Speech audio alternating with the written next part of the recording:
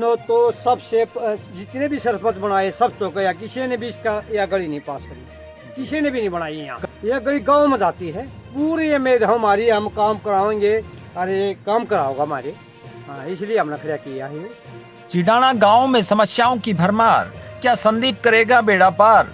सैकड़ों एकड़ फसल जलमग्न, स्टेडियम को खिलाड़ी अपने पैसे से कर रहे हैं मेंटेन, पानी की निकासी बनी आफत, सैकड़ों ग्रामीणों के साथ संदीप ने किया नामांकन। आगामी माह में होने वाले पंचायती चुनाव में अपनी किस्मत आजमा रहे उम्मीदवारों के सामने चुनाव जीतने के बाद एक बड़ी चुनौती होगी कि 2 साल से ठप पड़े विकास कार्यों को वे कैसे गति देंगे।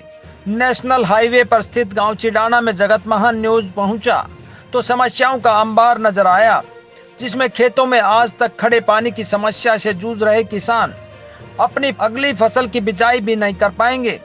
गांव के चारों तरफ गंदे पानी की झील बनी दिखाई दी, जिसके लिए ग्रामीण पूर्व सरपंच पर दोष मढ़ते नजर आए। उन्होंने कहा कि उसने निकासी का प्रबंध ही नहीं किया। अब नए युवा चेहरे संदीप लठवाल से उम्मीद जताते हुए तीनों पानों ने इकट्ठा होकर चुनाव जीतने की रणनीति बनाई तथा वीरवार को संदीप का नामांकन पत्र दाखिल करने के लिए सैकड़ों लोग गांव के राजकीय स्कूल पहुंचे।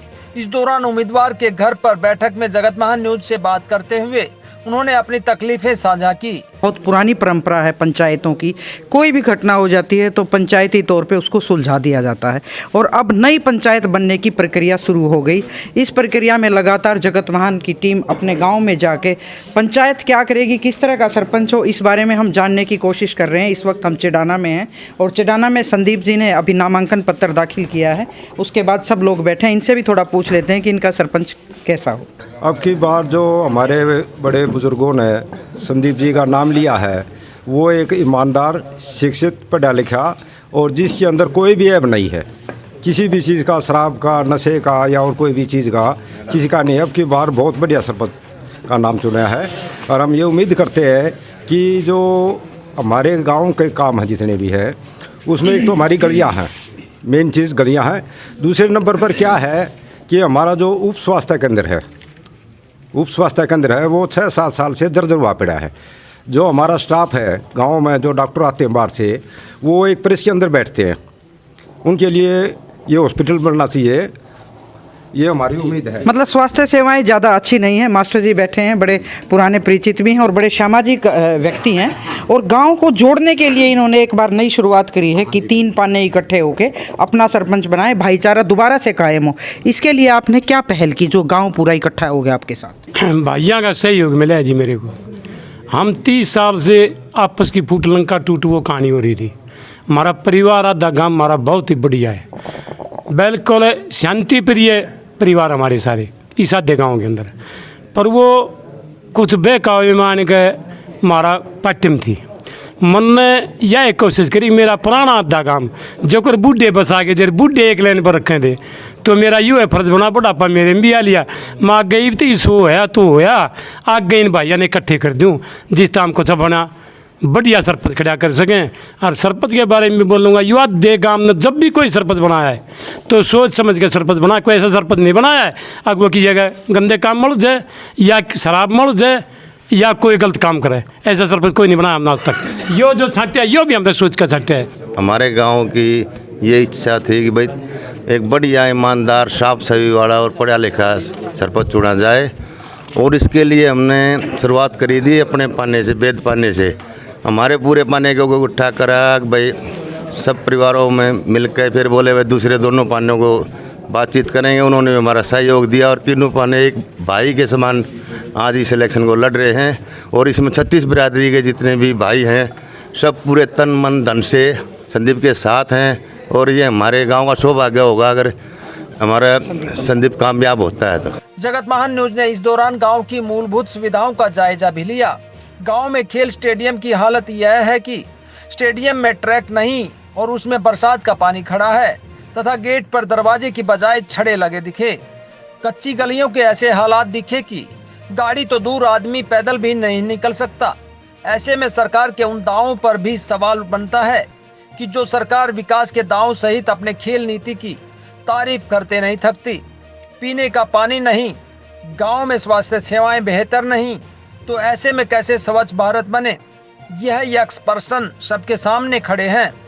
इस दौरान चिडाना के ग्रामीणों ने दावा किया कि उन्होंने बड़ी सूझबूझ से संदीप को इस पद के लिए उम्मीदवार बनाया है।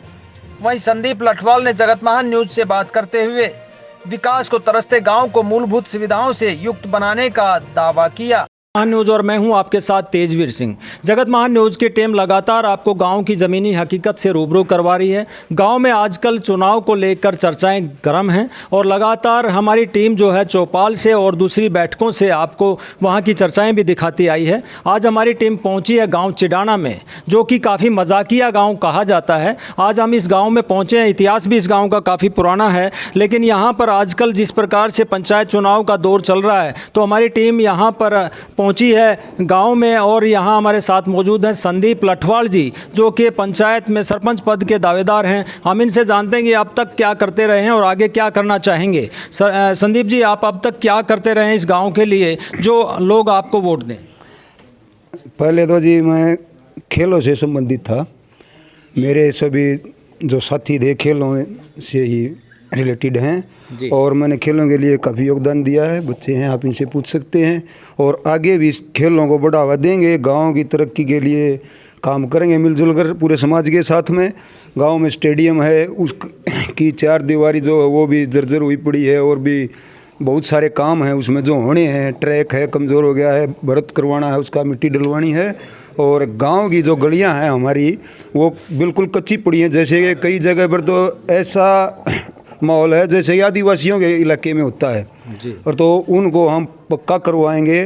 पूरे समाज को साथ लेकर चलेंगे और पूरे गांव में भाईचारा कायम करना चाहेंगे। जी, जिस प्रकार से हमारी टीम ने देखा पूरे गांव के चारों तरफ जो गंदे पानी का बोलबाला है, आपके तालाबों में भी गंदा पानी दिखाई दिया, तो गंदे पानी की निकासी के लिए आपके दिमाग में क्या चल रहा है, क्योंकि पिछले सरपंच तो कर नहीं पाए? हाँ जी बिल्कुल।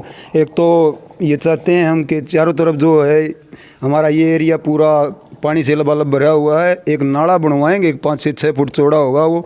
अभी का जो नाला है वो 1.5-2 फुट चौड़ा है, और उसकी लगातार सफाई करवाते रहेंगे। मजदूर जो हैं फिलहाल गांव में सफाई के लिए 2 हैं। हम चाहेंगे कि उनकी संख्या अगर सरकार की इजाज़त होगी तो हम 4 या 5 करने की कोशिश करेंगे।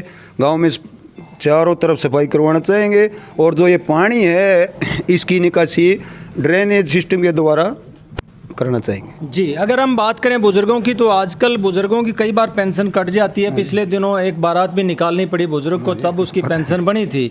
तो आप बुजुर्गों के लिए कैसे क्या करेंगे, मतलब उनके लिए बैठने के लिए कोई स्थान बनाएंगे या कुछ और दूसरी सुविधा? हाँ जी बिल्कुल, बुजुर्गों के लिए पार्क बनाएंगे। उसमें हर तरह के आइटम रखेंगे जिसमें बच्चे भी खेलें और बुजुर्ग भी वहाँ पर बैठकर आपस में वार्तालाप कर सकें।